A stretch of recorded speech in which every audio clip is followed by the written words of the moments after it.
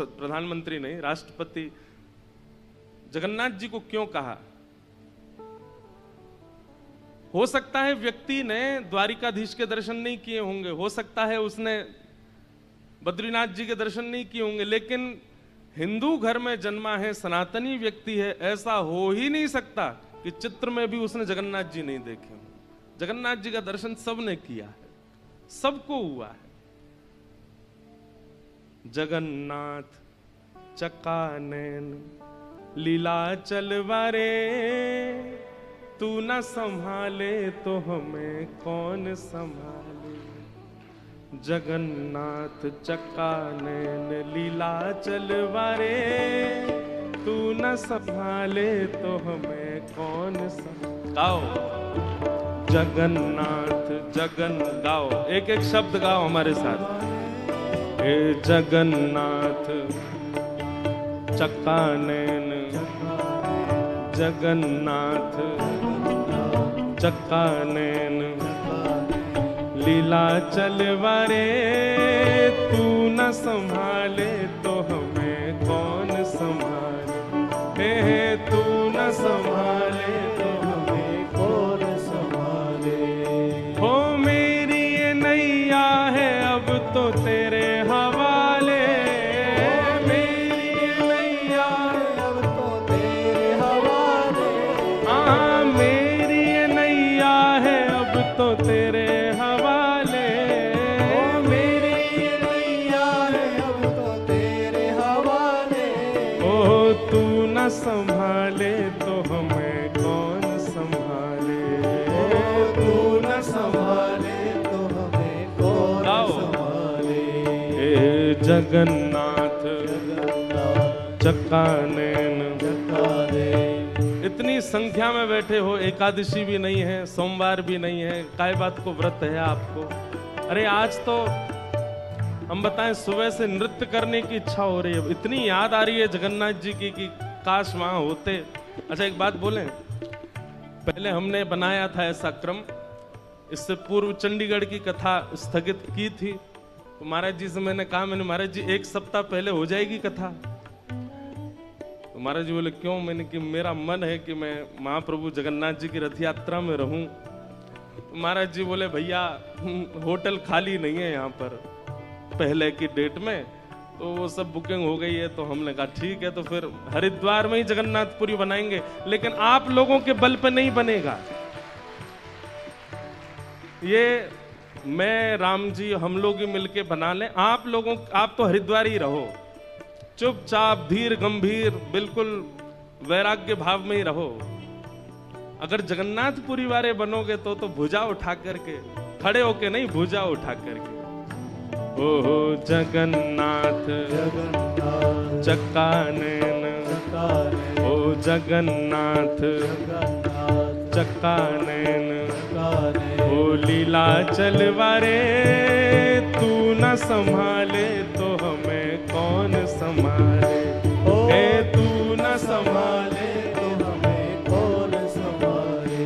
हो मेरी ये नैया है अब तो तेरे हवाले, मेरी ये नैया है अब तो तेरे हवाले।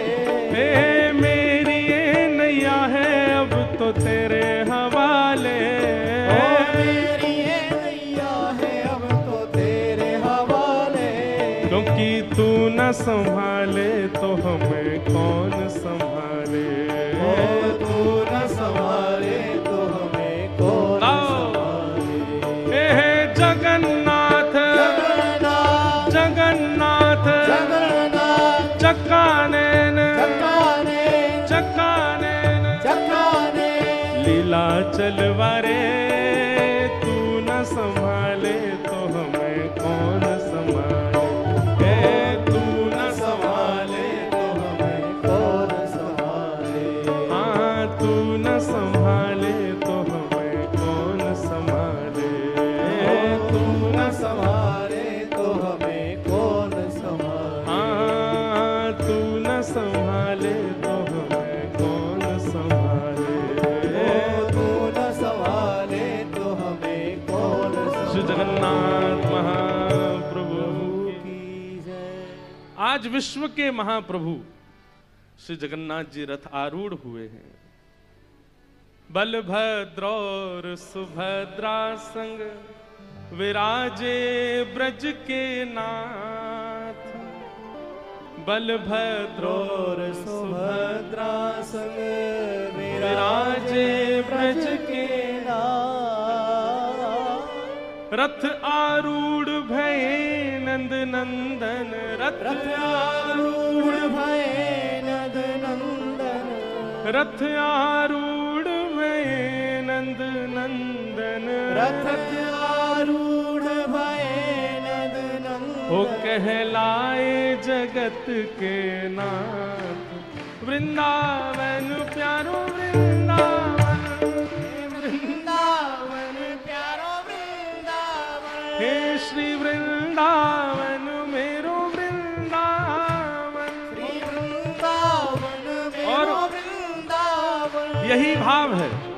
महाप्रभु जी रथ में बैठ करके गुंडीचा नहीं, श्री चैतन्य महाप्रभु कहते हैं वृंदावन जा रहे हैं। महाप्रभु जी द्वारिकाधीश आज वृंदावन आ रहे हैं। महाप्रभु जी उत्ताल नृत्य करते हैं रथ के आगे। आज मेरे प्रभु वृंदावन आ रहे हैं। आज रथ के आगे जितने वैष्णव हैं महाप्रभु जी को वो उड़िया नहीं दिखेंगे, वो बंगाली नहीं दिखेंगे, वो अंग्रेज नहीं दिखेंगे, वो मुसलमान नहीं दिखेंगे, सब ब्रजवासी हैं। और ठाकुर जी ब्रजवासियों के लिए सहज हो जाते हैं। कोई अपना नहीं होता तो उसके लिए एक नियम होता है, भाई तुम दूर से मिलो, तुम हमारे पास मत बैठो, तुम इधर बैठो या तुम डाइनिंग टेबल पर बैठो। पर अपने को तो समीप बुलाया जाता है, अपने को तो समीप रखा जाता है। आज महाप्रभु जी क्यों अपने सारे नियमों को तोड़ करके आ जाते हैं सबके बीच में? क्योंकि सब ब्रजवासी हैं। आज जो जो लीलाचल धाम आ जाता है। ऐसे महाप्रभु जी की दिव्य रथ यात्रा आज प्रारंभ हुई है और महाप्रभु जी रथ में आरूढ़ होकर के आनंद निमग्न करते हुए जा रहे हैं गुंडीचा, अपनी मैया के पास। गुंडीचा मैया हैं महाप्रभु जी की। इंद्रद्युम्न राजा जिनके यहां कृपा करके महाप्रभु जगन्नाथ जी विराजे। बंधुओं एक बात तो निश्चित है, सत्य है कि ऐसे ही ठाकुर जी जीवन में नहीं आ जाते हैं, करना तो पड़ता है, त्याग करना पड़ता है, समर्पण करना पड़ता, तब करना पड़ता है, जीवन को बहुत मांझना पड़ता, तब जाकर के भगवत कृपा होती है। आप लोगों ने कई भक्तों की कथा सुनी है, कई संतों के चरित्र सुने हैं, पर इंद्रद्युम्न राजा की कथा हमने खूब सुनाई है। कथा में इंद्रद्युम्न राजा, उसके भाव से जगन्नाथ जी रीझ गए थे। ऐसा एकमात्र पहला राजा हुआ भूमंडल पर जिसने अपने राज्य के परकोटे में अपनी सेना बैठा रखी थी, सुरक्षा के लिए नहीं, केवल यह देखने के लिए कि कोई भी तीर्थ यात्री, कोई भी संत, कोई भी महंत, कोई भी महापुरुष, कोई भी वैष्णव यदि मेरे राज्य के परकोटे से जा रहा हो तो उसको लेकर के मेरे पास आना, मैं उनको वंदन करूंगा, अभिषेक करूंगा, चरण वंदन। इतनी वैष्णव भक्ति उनके चित्त में। क्षमा कीजिएगा मेरी बात अगर अटपटी लगे तो। आप वैदिक नियमों में बहुत प्रवृत्त हैं, आप अनुष्ठानिक नियमों में बहुत प्रवृत्त हैं, आप शुद्ध आचरण आदि इन सब में होना ही चाहिए। वैदिक पद्धति, सनातन पद्धति, सबका पालन होना चाहिए। पर भगवत प्रसन्नता के लिए इन सबसे पुण्य तो प्राप्त कर लेंगे, इन सबसे वैकुंठ प्राप्ति का साधन, स्वर्ग प्राप्ति का साधन तो हो जाएगा, लेकिन महाप्रभु जी को प्राप्त करना है, ठाकुर जी को प्राप्त करना, उसके लिए केवल एक साधन है, वैष्णव सेवा। जितने भक्तन की सेवा, जितने वैष्णवों की सेवा आपसे बनेगी, उतनी जल्दी ठाकुर जी प्रसन्न होते हैं। इंद्रद्युम्न राजा को जगन्नाथ महाप्रभु ने उस दिन स्वीकार किया जिस दिन उसने ये नियम अपने राज्य में लगा दिया कि मेरे राज्य के परकोटे पर भी सीमा पर भी यदि कोई वैष्णव आएगा तो ससम्मान ढोल नगाड़े साथ मेरे राज्य में लेकर के आओ। महाराज जी वो स्वयं तो कहीं तीर्थ में जाते नहीं थे। इंद्रद्युम्न राजा कैसे जाते थे पता है? सामने से कोई वैष्णव उसको सेना लेकर के आई तो उससे पूछते, भैया तुम कहां से आए हो? तो वो कहता मैं हरिद्वार से आया हूं। अच्छा हरिद्वार से आए, वहां तो गंगा जी बहती हैं। बोले हाँ। वहां तो हर की पेड़ी है। बोले हाँ जी। वहां तो पास में सुंदर पर्वत श्रृंखला दिखती है, वहां तो ऋषिकेश है, वहीं से बद्रीनाथ केदारनाथ के मार्ग जाते हैं। बोले हाँ जी। आप मेरे सामने बैठ जाइए ना। हरिद्वार से आए व्यक्ति को सामने बैठाते और इंद्रद्युम्न राजा नेत्र बंद करके कहते, अब मुझे बताइए वहां हवा कैसी चलती है, वहां के लोग कैसी बोली बोलते हैं, श्री गंगा जी का जल कितना शीतल है, वहां के पहाड़ कैसे दिखते हैं। और वो सामने वाला व्यक्ति प्रवचन में हरिद्वार की महिमा बताता और इंद्रद्युम्न नेत्र बंद करके मानसी तीर्थ यात्रा करके आते और तीर्थ यात्रा करके आके और फिर भंडारा करते। पूछते काय बात का भंडारा? बोले आज हम हरिद्वार होके आए हैं, गंगा स्नान करके आए हैं। ऐसे थे इंद्रद्युम्न राजा। कोई बद्रीनाथ से आ जाता तो उसके भाव से बद्रीनाथ घूमाते, वृंदावन घूमाते। और इतने परिपक्व हो गए थे इंद्रद्युम्न कि अब अगर कोई दोबारा हरिद्वार का व्यक्ति मिलता ना तो इंद्रद्युम्न उससे ज्यादा जानकारी दे देते हरिद्वार के बारे में। ऐसी उनकी भक्ति। बस मन में एक कामना थी कि महाप्रभु जी मेरे पास आ जाएं। पहले नील माधव भगवान विराजमान थे नीलाचल पर्वत पर, जिनकी सेवा का अधिकार आदिवासियों को ठाकुर जी ने दे रखा था। इंद्रद्युम्न, अब कथा तो बहुत बड़ी है, हमको भागवत जी में प्रवेश भी करना है, उतना तो विस्तार नहीं करेंगे। इंद्रद्युम्न राजा ने अपने भाई को भेजा कि मुझे स्वप्न में नील माधव भगवान ने आज्ञा की है कि मेरी सेवा प्रारंभ करो। बहुत ध्यान से सुनिएगा। नील माधव भगवान सीमित आदिवासियों से अपनी सेवा करा रहे थे, जिसका मार्ग आदिवासी अपने घर वालों को भी नहीं बताते थे। पर्वत पे एक गुफा में नील माधव भगवान बैठे हैं। लेकिन इंद्रद्युम्न राजा के भाई ने जैसे तैसे करके, थोड़ा उसको छल तो नहीं कहेंगे, लेकिन एक योजना बना करके नील माधव भगवान को देख लिया। लेकिन किसी कारणवश नील माधव भगवान अंतर ध्यान हो गए और सेवा इंद्रद्युम्न को प्राप्त नहीं हुई। तब इंद्रद्युम्न राजा ने इतनी विरह वेदना से महाप्रभु जी को पुकारा कि नाथ आप मेरे पास नहीं आए। तो भगवान ने आज्ञा की, बोले तुम चिंता नहीं करो, अब एक योजना से हम तुम्हारे पास आएंगे। भगवान ने आज्ञा करके कहा कि समुद्र में 3 दारू यानी कि लकड़ियां बहती हुई आएंगी, उनसे हमारा एक स्वरूप निर्माण कराओ। कैसा स्वरूप निर्माण? बोले कि वो उन दारू ब्रह्म को, उन लकड़ियों को कोई और आकृति दे ही नहीं पाएगा। जिसको मैंने चुना हुआ है वही आकृति देगा और वो अपने आप तुम्हारे पास आ जाएगा। सावधानी से सुनिएगा, कौन है महाप्रभु जगन्नाथ। तो इंद्रद्युम्न राजा ने गुंडीचा, जहां आज जा रहे हैं महाप्रभु जी, वहीं पर तीनों स्वरूपों को विराजमान किया। बड़े बड़े कारीगरों को बुलाया, बड़े बड़े मूर्तिकारों को बुलाया कि आप ठाकुर जी का स्वरूप बनाओ। मूर्तिकार पूछते कैसा स्वरूप बनाओ? बोले जैसा तुम्हारा मन करे बनाओ। तो कहते हैं मूर्तिकार जब अपने यंत्रों को लेकर के जाते और मूर्ति बनाने की जब चेष्टा करते तो ऐसी खन्न आवाज आती मानो जैसे ये लकड़ी नहीं, ये लोहा है। छेनी हथौड़ा टूट के गिर जाते, लेकिन किसी से भी स्वरूप निर्माण हुआ नहीं। तब विश्व के सबसे बड़े मूर्तिकार, कलाकार विश्वकर्मा, वे एक वृद्ध मूर्तिकार का रूप धारण करके आए और आकर के इंद्रद्युम्न राजा से कहा, भगवान मुझे एक बार अवसर दीजिए। तो इंद्रद्युम्न हंसने लगा।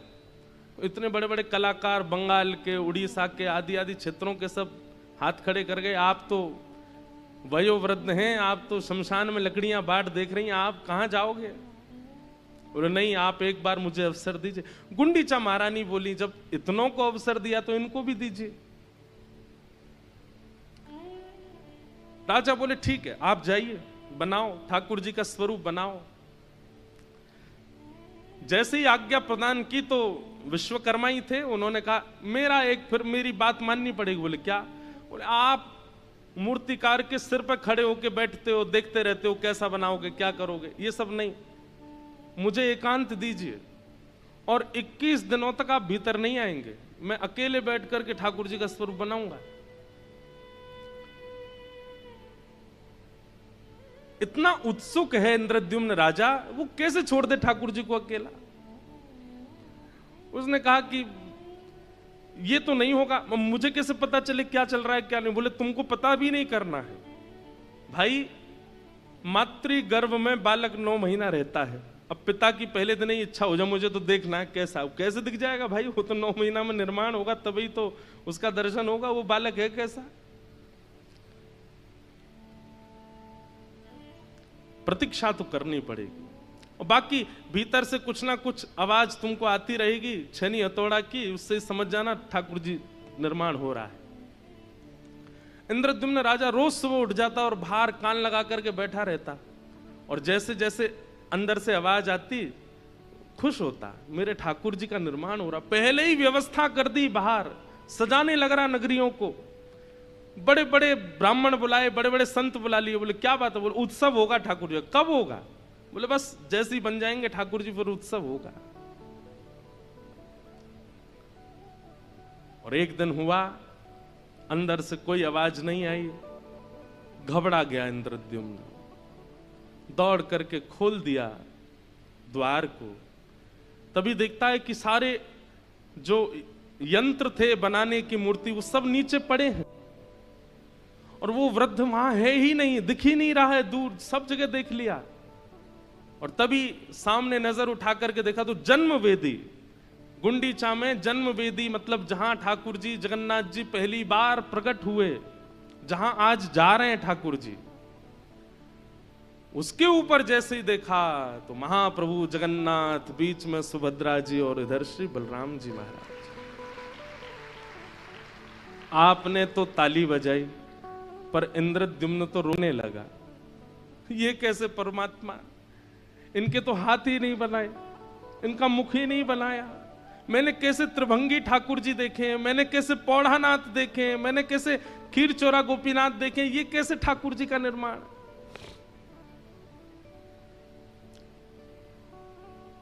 ठाकुर जी का स्वरूप देख करके सह नहीं पाया इंद्रद्युम्न, और विरह वेदना में मूर्छित हो गया। और उसी मूर्छा में महाप्रभु जगन्नाथ जी प्रकट होकर के बोले, इंद्रद्युम्न व्याकुल मत हो, ये भी मेरा एक स्वरूप है। जब द्वारिका में रोहिणी मैया मेरी समस्त पटरानियों को कृष्ण लीला सुना रही थी, उस दिन ब्रज की याद करते करते प्रेम की 10वीं अवस्था में पार कर गया, और मेरा वही द्वारिकाधीश स्वरूप, जैसे हम लोग अत्यंत प्रेम में आते हैं तो नेत्रों से नीर गिरता है, लेकिन प्रेम की जब 10 अवस्थाएं पार हो जाती हैं तो प्रत्येक रोम पिघलने लगता है।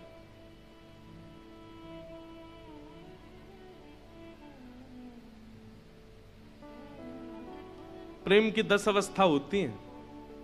हमने एक बार जगन्नाथ रस कथा करी थी तो उसमें ये सब भाव बताए थे। आज मैं सोच रहा था इस सब पर थोड़ा थोड़ा प्रकाश डालेंगे, कौन कौन सी 10 अवस्थाएं होती हैं। बहुत ध्यान से सुनिएगा। प्रेम की पहली अवस्था,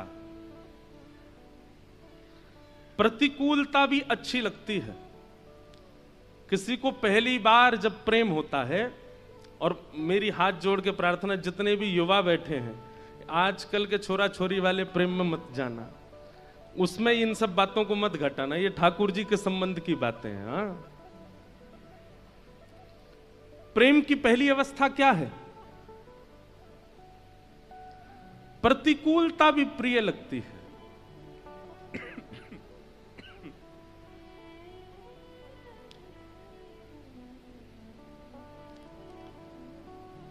रात में एसी बंद हो गया तो भी सो रहे हैं, क्यों? प्रतिकूलता अच्छी लग रही है, रोटी के बिना भी अच्छा लग रहा है, बिना ठंडे पानी के भी मन लग रहा है। मतलब प्रतिकूल अवस्थाएं भी अच्छी लगती हैं जब प्रेम प्रारंभ होता है।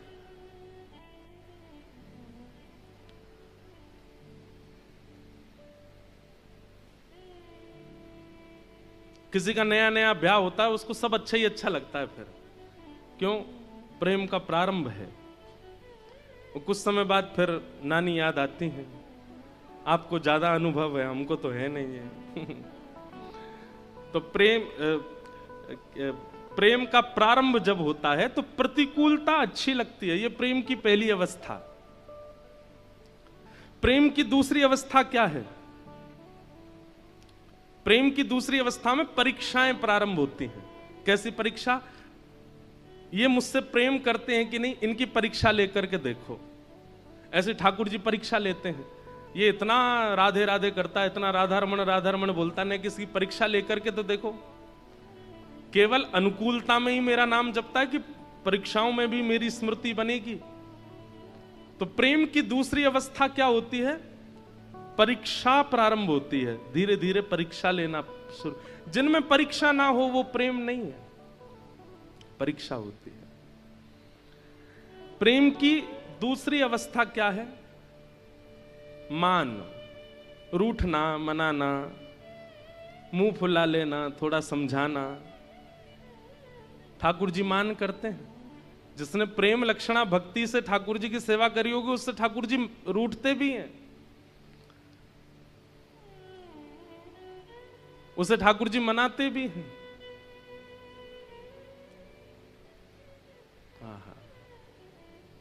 तो प्रेम की तीसरी अवस्था क्या है? रूठना और मनाना। प्रेम की चौथी अवस्था क्या है? विश्वास। तीन अवस्थाएं पार करने के बाद फिर आपका विश्वास दृढ़ होने लग जाता है और आप प्रेमी को स्वीकार कर लेते हो। अब स्वीकारीकरण आ गया है। अब ना संदेह है, ना संशय है, ना कुछ और भाव है, स्वीकारीकरण। प्रेम की पांचवी अवस्था क्या है? प्रेम पुष्ट हो जाता है। संयोग वियोग, ये दो स्थितियां प्रकट हो जाती हैं फिर पांचवी अवस्था में। प्रेम की छठवीं अवस्था प्रारंभ होती है तो छठवीं अवस्था में विरह प्रारंभ होता है, फिर विरह होता है। सातवीं अवस्था में व्याकुलता। विरह और व्याकुलता में अंतर क्या है? विरह का मतलब होता है किसी की याद करना, और व्याकुलता का मतलब होता है किसी की याद में रह ही ना पाना, तड़फन होना, विचलन होना।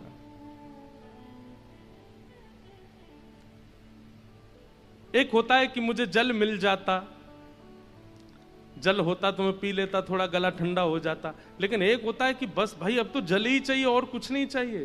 तुम चाहे दूध की बात करो, चाहे 56 भोग की बात करो, मुझे जल ही चाहिए।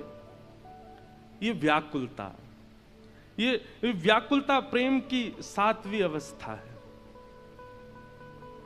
सब लोग इधर देखो, ध्यान से देखो, सुनो।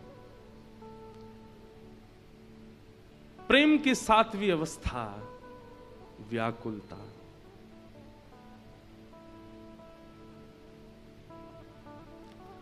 प्रेम की आठवीं अवस्था क्या है? सब में प्रेमी का दर्शन होना, किसी ना किसी भाव में अपने प्रेमी को ही देखना। जित देखूं उतित श्याममयी है। अरे जैसे मीराबाई किसी श्याम वर्ण को देखती थी तो उसके पास चली जाती और देखती रहती, और श्याम वर्ण का व्यक्ति कहता, बोले भाई हमको तो दुनिया नहीं देखती, तुम हमको क्यों देख रहे हो? बोले हम तुमको नहीं देख रहे हैं, हम ये देख रहे हैं कि ठाकुर जी तुम्हारे जैसे सांवरे होंगे। किसी बालक की नटखट अवस्था को देखती मीराबाई तो उसको देख के रोने लग जाती। क्यों? बोले कन्हैया ऐसे ही नाटक करते होंगे, ऐसे ही यशोदा मैया को परेशान करते होंगे। मतलब व्यक्ति विशेष ना दिखना, व्यक्ति की सुंदरता ना दिखना, व्यक्ति के गुण अवगुण ना दिखना, व्यक्ति में दिखने वाली हर स्थिति को अपने प्रेमी से जोड़ के देखना। ये ऐसे हंसता है, ऐसे ही तो वो भी हंसते हैं। ये जैसे चलता है ऐसे वो भी तो चलते हैं। ये जैसे बोलता है ऐसे वो भी तो बोलते हैं। ये प्रेम की 8वीं अवस्था। और प्रेम की 9वीं अवस्था क्या है? जड़ में भी चैतन्य की भ्रांति होना। पेड़ अभी हमें जड़ लगता है कि भाई इसमें प्राण नहीं है, ये बोलेगा नहीं, लेकिन प्रेमी व्यक्ति जब 9वीं अवस्था पार करता है तो वो पेड़ से भी वार्ता करेगा, वो पक्षियों से भी बात करेगा, वो जीव जंतु पशु पक्षियों को भी अपने जैसे बोलने वाला चैतन्य समझ के चर्चा करेगा। और प्रेम की 10वीं अवस्था क्या है? महाभाव श्री जगन्नाथ। एक एक अंग प्रेम विगलित हो जाना, पिघलने लग जाना, जैसे एक मोमबत्ती पिघल जाती है। ये प्रेम की 10 अवस्था है।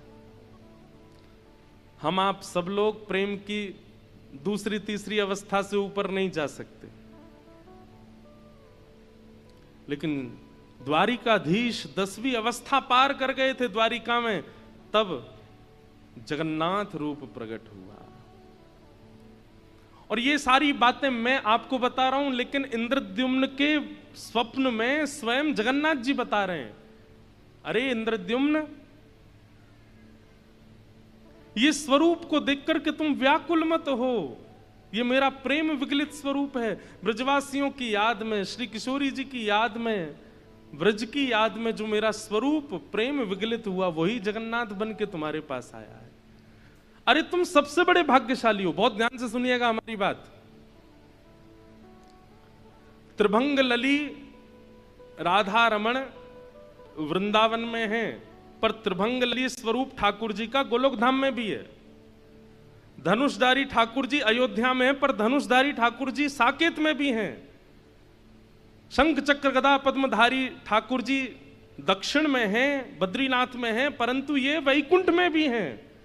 लेकिन महाप्रभु जगन्नाथ तो केवल और केवल और केवल इस धरा धरती पर है और कहीं नहीं है। ये जगन्नाथ जी का स्वरूप वैकुंठ में नहीं है, ये जगन्नाथ जी का स्वरूप गोलोक में नहीं है, ये जगन्नाथ जी का स्वरूप साकेत में नहीं है, ये केवल लीलाचल धाम में और कहीं नहीं है।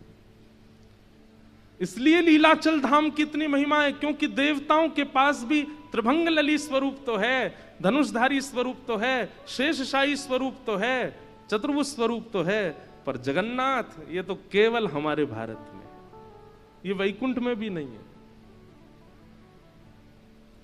और वो स्वरूप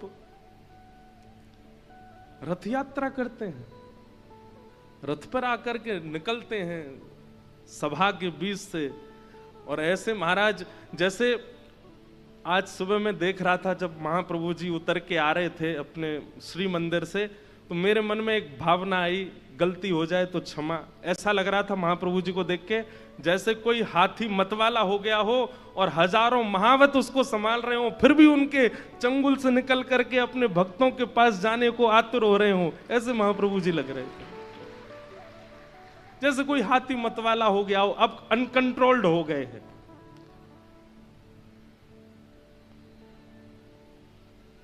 जब वो सिंह द्वार पर कैमरा वाले जो लगाए हुए थे, तो महाप्रभु जी जब सिडनी, अब जो लोग जगन्नाथपुरी नहीं गए उनको तो यहीं से प्रणाम है। जगन्नाथपुरी गए कितने लोग हैं? हाथ ऊपर करो। हे भगवान, 100% में से 25-30% लोग गए बस। बाकी के जितने यहां हाथ नीचे करके बैठे हैं, ये कथा पूरी करके बस योजना बनाओ कैसे भी जगन्नाथपुरी जाओ। भैया अंतिम श्वास कब आ जाए कोई पता नहीं है, उससे पहले अब सुनो, यहां से पधार करके अगर वैकुंठ चले भी गए तो जगन्नाथ जी तो वहां मिलेंगे नहीं। यहां से पधार के स्वर्ग भी चले गए तो वहां जगन्नाथ जी है ही नहीं, वो तो यहीं है। इसलिए देरी नहीं करो। इसके लिए तो हम आपसे निवेदन कर रहे हैं व्यासपीठ से कि महाप्रभु जी को देखाओ, एक बार उनका दर्शन कराओ, नेत्रों में बसाओ। और व्यवस्थाओं की चिंता करके मत जाना, बिल्कुल अव्यवस्था में जाओ, महाप्रभु जी व्यवस्था करते हैं सबकी।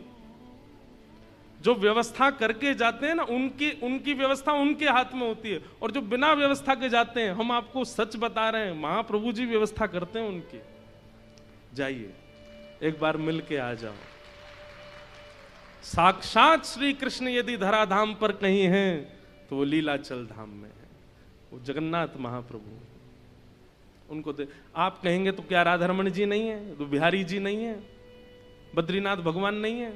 ये भी हैं, पर इनमें श्री कृष्ण का अनुभव करने के लिए आपको बहुत पवित्र होना पड़ेगा, साधन से, नाम से, गुरु कृपा से, स्वाध्याय से, जप से, तप से।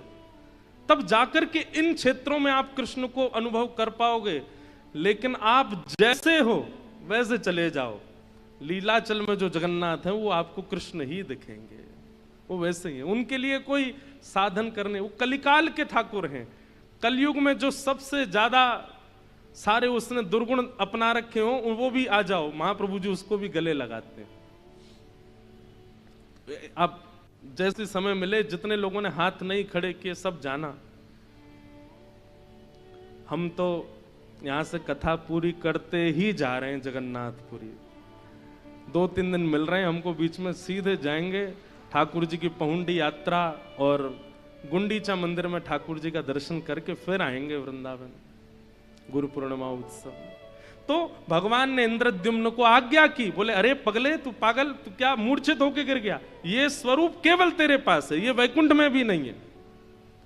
तब इंद्रद्युम्न को होश आया और महाप्रभु जी के रूप को जब उसने देखा। बंधुओं एक बात बोलूं, आज रथ यात्रा है, लिख लीजिएगा, रथ यात्रा का एक नाम और है, इतना प्यारा नाम है, नहीं सुना होगा किसी ने।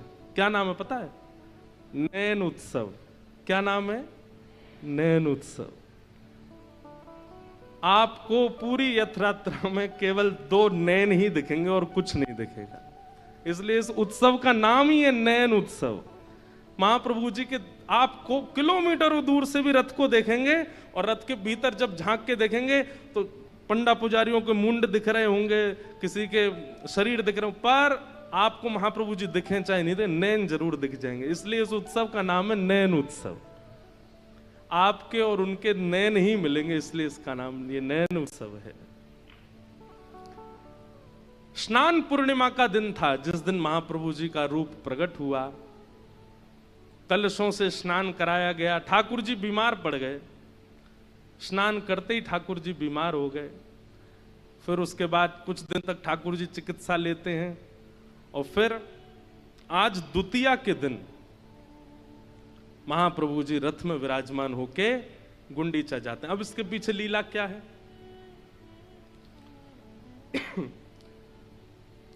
इंद्रद्युम्न राजा ने महाप्रभु जी को श्री मंदिर में विराजमान कर दिया। 1.25 लाख शालिग्राम हैं। जिस जगह महाप्रभु जगन्नाथ जी बैठते हैं उसको रत्नवेदी कहते हैं। क्या बोलते हैं? रत्नवेदी। जहां ठाकुर जी आज जाके बैठेंगे उसको कहते हैं जन्मवेदी, और जहां महाप्रभु जी बैठते हैं उसको कहते हैं रत्नवेदी। पूरे विश्व में ऐसे रत्न खोजने से नहीं मिलेंगे जो रत्न उस रत्नवेदी के भीतर हैं, जहां महाप्रभु जी बैठते हैं। और 1.25 लाख शालिग्राम विराजमान है। साक्षात वैकुंठ ही है वो। वहां ठाकुर जी विराजमान हो गए। इंद्रद्युम्न राजा खूब सेवा करता था। एक दिन महाप्रभु जी बोले, हम तुम्हारी सेवा से बड़े प्रसन्न हैं, कुछ मांगो। तो इंद्रद्युम्न राजा ने एक वरदान मांगा कि हे नाथ, मेरा वंश आगे ना बढ़े। एक और बात, इंद्रद्युम्न राजा ने राज पदवी को त्याग पत्र दे दिया, अपनी राज पदवी भी छोड़ दी, महाप्रभु की सेवा में लग गए। बोले अब कौन है राजा? बोले लीलाचल धाम के राजा यही हैं।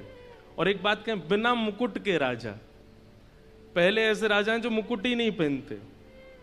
आज के दिन बस वो सीख का एक मुकुट पहनते हैं ठाकुर जी, तिल्ली मुकुट पहनते हैं, बाकी मुकुट नहीं पहनते, बिना मुकुट के राजा हैं। इंद्रद्युम्न ने इन्हीं को राजा बना दिया और कहा कि मेरा वंश आगे ना बढ़े। तो महाप्रभु जी बोले वंश क्यों ना बढ़े? बोले क्योंकि प्रभु ऐसा देखा गया है कि संपत्तिवान खानदान में जब बालक जन्म लेते हैं ना, तो आगे चल के संपत्ति का दुरुपयोग करते हैं।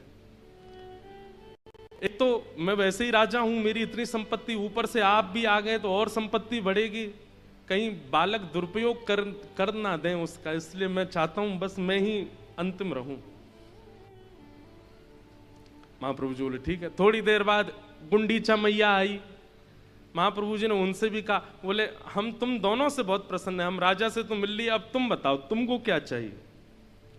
तो गुंडीचा मैया कहती एक पुत्र हो जाए, ऐसी कृपा कर दो।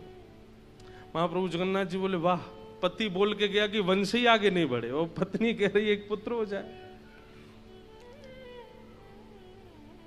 इंद्रद्युम्न राजा आ गए, महाप्रभु जी चिंता में बैठे हैं। बोले जय जय, कैसे आप इतने उदास क्यों हैं? बोले कि हम बड़ी दुविधा में हैं, तुमने कहा कि वंश आगे ना बढ़े और ये कह रही हैं एक पुत्र हो जाए। इंद्रद्युम्न तो नाराज हो गया गुंडीचा पे, तुमने महाप्रभु जी से संतान क्यों मांगी, संसार क्यों मांगा? महाप्रभु जी बोले तुम लोग बाद में लड़ना, पहले मेरी शंका का समाधान करो, मैं क्या करूं अब? ऐसे कैसे होगा? पति चाहता, पति नहीं चाहता, पत्नी चाहती है संतान, कैसे हम दे दें आपको? थोड़ी देर बाद महाप्रभु जी मुस्कुराने लगे। गुंडीचा मैया बोली जय जय, क्या आज्ञा है? बोले आज्ञा ये है कि अब आज से मैया हम ही आपके पुत्र हैं, आप हमें ही अपना बेटा मान लो, हम ही आपके पुत्र हैं। गुंडीचा मैया बोली आप तो भगवान बन के बैठे हो श्री मंदिर में, और बालक को तो गोद में खिलाने का सुख होता है, बालक को तो दूध पिलाने का सुख होता है, बालक के साथ खेलने का सुख होता है। महाप्रभु जी बोले मैया तो मैं बालक बन जाऊंगा, मैं साल भर यहीं बैठ करके पर ब्रह्म बन के सबको दर्शन दूंगा, और ये आषाढ़ की द्वितीया जैसे ही प्रारंभ होगी मैं छोटा बालक बन जाऊंगा। देखना कैसे लुढ़कते हुए आऊंगा नीचे, ऐसे मटकते हुए आऊंगा, रथ पर बैठूंगा और आकर के धम्म से तुम्हारी गोद में बैठूंगा, खूब दूध पिलाना, खूब आनंद कराना, खूब खिचड़ी पवाना, और 9 दिन मैया तुम्हारी गोद में ही रहूंगा मैं। इसलिए आज ठाकुर जी बालक बन गए हैं, इसलिए बालकों की तरह झूम रहे हैं, बालकों की तरह आनंद कर रहे हैं। बंधुओं, 3.5 करोड़ तीर्थों के दर्शन करने की सामर्थ्य इस समय पृथ्वी में किसी में नहीं है। सारे तीर्थ जितने हैं पृथ्वी पर, उनके दर्शन करने की सामर्थ्य किसी मानव में नहीं है। लेकिन स्कंद पुराण में श्री वेदव्यास जी महाराज कहते हैं, गुंडीचा यात्रा के बाद जब महाप्रभु जी जन्म वेदी पर अभी जहां विराजेंगे, इन 9 दिनों के अंदर महाप्रभु जी का दर्शन यदि एक झलक भी कोई व्यक्ति पालेगा तो उसको 3.5 करोड़ तीर्थों के दर्शन का पुण्य प्राप्त हो जाएगा। ऐसे महाप्रभु। तो गुंडीचा मैया के लिए महाप्रभु जी गए हैं। और देखो, अधिकतर विवाह होने के बाद पतिदेव पत्नी के साथ ही घूमते हैं, बच्चों के साथ ही घूमते हैं। ये ऐसे पहले गृहस्थी हैं जो बहन भैया के संग घूमने जाते हैं, पत्नी को छोड़ जाते हैं घर पे। अभी लौट करके जब ये वापस आएंगे 9 दिन बाद, तब इनकी मीठी लड़ाई होगी लक्ष्मी जी के साथ में, प्रणय कलह होगा। लक्ष्मी जी द्वार बंद कर देती हैं, बड़ी सुंदर लीला होती है। लक्ष्मी जी कहती हैं अकेले अकेले चले गए, हमको नहीं लेके गए अपने साथ। तो महाप्रभु जी नीचे से महाप्रभु जी के पुजारी, ऊपर से लक्ष्मी जी के पुजारी आपस में बात करते हैं। तो लक्ष्मी जी के पुजारी जी कहते हैं अकेले अकेले गए, हमको नहीं लेके गए साथ में। तो महाप्रभु जी कहते हैं देवी तुम बड़ी कोमल हो, तुम्हारे पैर में छाले आ जाते, कैसे लेके जाता, इसलिए तुमको छोड़ गया था। हमारे लिए क्या लाए हो? तो पहले ठाकुर जी साड़ी दिखाते हैं, लक्ष्मी जी कहती हैं तो भरी पड़ी है। फिर गहने दिखाते हैं, बोले मैं लक्ष्मी हूं, मुझे गहने दिखा रहे हो आप? तो अंत में ठाकुर जी रसगुल्ला दिखाते हैं, तब लक्ष्मी जी खुश होती हैं, तब द्वार खुलता है और महाप्रभु जी भीतर जाते हैं। ऐसी अद्भुत लीला जगन्नाथ धाम में ठाकुर जी करते हैं। हमारे चैतन्य महाप्रभु जी ने तो कभी नीलाचल धाम को उड़ीसा में है, लीलाचल है, कोई अलग है वृंदावन से माना ही नहीं, उसको वृंदावन ही माना। ये महोदधि समुद्र साक्षात यमुना जी हैं, श्री मंदिर साक्षात द्वारिकापुरी है, गुंडीचा साक्षात वृंदावन है, ये लीलाचल पर्वत साक्षात गिरिराज जी हैं, वो उसी भाव से रहते थे लीलाचल धाम में। ऐसे लीलाचल धाम के हमारे महाप्रभु जगन्नाथ जी आज रथारूढ़ हुए हैं, उन्हें बारंबार प्रणाम। बोलो जगन्नाथ महाप्रभु की जय।